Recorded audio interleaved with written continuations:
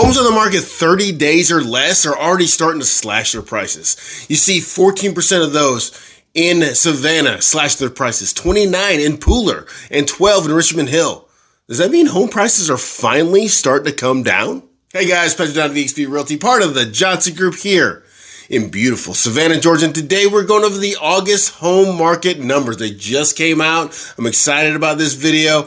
It looks like we're starting to see a little change. We're going to be going over the average home sales price, new homes on the market, homes on the market, days on the market, and price per square foot. But before we do that, I just want to tell you we're getting all this info from InfoSparks provided to us by the Savannah Area Board of Realtors. We're going to be taking last year's August numbers versus this year's August numbers, and we're going to compare them. And at the end, I'm going to kind of tell you what I think is going on in the market. So stay tuned to the end if you want to see the whole thing. But if you get any value from this video, if you please consider liking, sharing, subscribing, share this with your friends if they're looking to buy or sell a home. Your family, you don't want them to be lost. So let's get right into it. So first, we were talking about the average home sales prices from August of last year versus August of this year. And in Savannah last year, it was $389,115. This year, it is $425,632. We are up by 9%. In Pooler last year, it was $364,841. This year,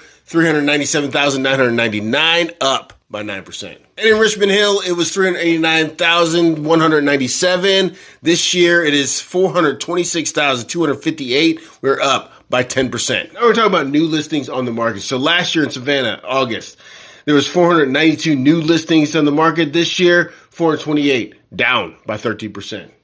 Last year in Pooler is 87. This year is 99, up by 14%. That's great. And last year in Richmond Hill, there's 125 homes on the market. This year, 96. We're down by 23%. Now we're going to talk about all the homes on the market right now currently. So in Savannah, last year, there was 910 homes on the market. This year, 869, down by 5%.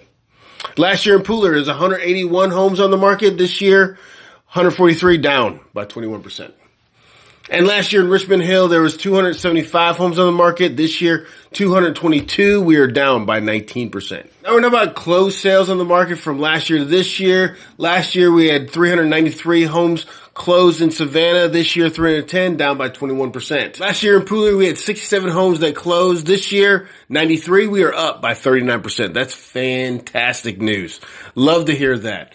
In Richmond Hill, there was 136 homes that closed. This year, 95, down by 30%. Ugh. So it looks like everybody that was not closing in Savannah and Richmond Hill, they all went to Pooler. So that's what it looks like right now. Now we're going to talk about average days on market. So days on market is when it hits the MLS to when you get your money. That's how long the days on market is. In Savannah, last year was 37 days on the market. This year, 41. We're up by 11%. Last year in Pooler is 28 days. This year is 45 days, up by 61%. Richmond Hill last year was 36 days on the market. This year, 65 days on the market, up by 81%. So essentially, homes are staying on the market longer, but at the end of the video, I'm kind of going to explain why you shouldn't be so concerned. Last, we're going to go over price per square foot. And once again, this is the number. You take this number, multiply it by your square footage if you live in the area, and you kind of get a barometer where you're at. So this is your estimate. So in last year in August in Savannah, it was $202 per square foot. This year is $229, up by 13%. In Pooler, it was $171 per square foot. This year, $196, up by 15%.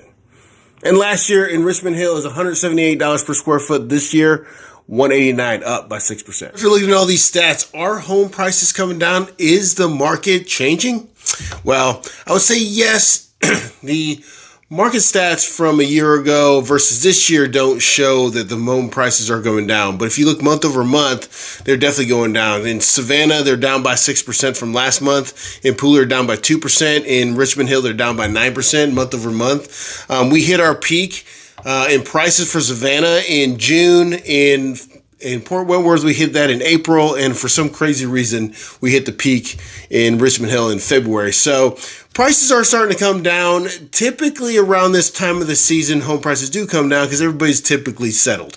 But home prices are coming down, so if you've been waiting, well, this is what you've been waiting for. Just to give you a clue on what's, kind of keeping prices where they are, they're coming down very slightly, but what's keeping prices kind of hovering in that same rate is just not enough inventory. And I spoke about this before, but I'm kind of want to visualize it for you for a second. When you look at January of last year to August of last year, there was in Savannah 4,087 homes that were new to the market. From January of this year to August of this year, 3,268 or 61. So you're talking about like a 20% drop in new listings. Same thing in Pooler, down by 9%. In Richmond Hill, down by 29%. So new listings, all down. And homes for sale, also down in Savannah and in Richmond Hill. And Pooler, for some crazy reason, up by 10%. But it's not a crazy reason. Actually, if you compare Savannah and you compare and Richmond Hill compared to Pooler, Pooler is like priced $28,000, average home sales price $28,000 less than those two areas, and it's super convenient to both areas. So I think a lot of people are just deciding, you know what, if Savannah and Richmond Hill are going to be way too expensive, we'll just go to Pooler. So I think that's really what's going on with those numbers. It goes with the closed sales as well. Down in Savannah, down in Richmond Hill, up in Pooler. So I think everybody's choosing Pooler over those two places because it's a little bit more expensive. I think I want to talk about the days on market and how it's been rising steadily as home prices go up, which is normal. Home prices go up, interest rates go up, days on market go up. Typically, they correlate with each other. But I do want to kind of pump the brakes on everybody's concern about days on the market, because when I first came to the market, 2018, average days on market for Savannah was 90 days. In 2019, it was 89 days.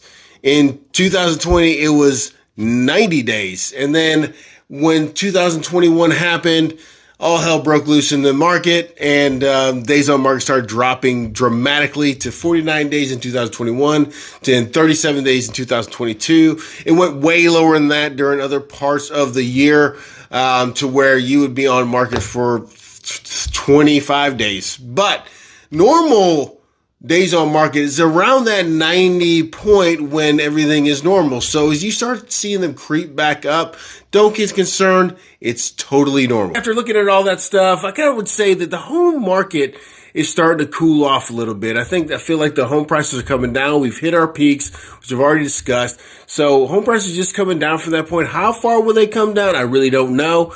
Interest rates could have a large impact on that. But it seems like home sellers are starting to understand that, they can't list their home prices the same price they listed it last year for astronomical amounts of money and get all of it. So I think everybody's starting to wise up, starting to get used to this new high interest rate area. So I think home prices will start coming down and making affordability more realistic for the home buyers in this market.